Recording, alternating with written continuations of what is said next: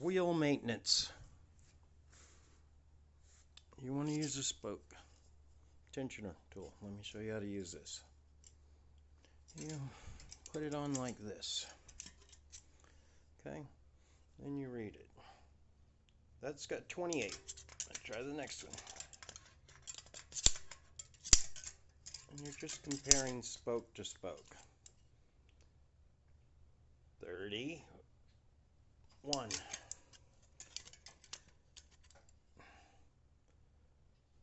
34. And what you're doing is you're looking for the loosest and the tightest to begin with. That's what I do. 34.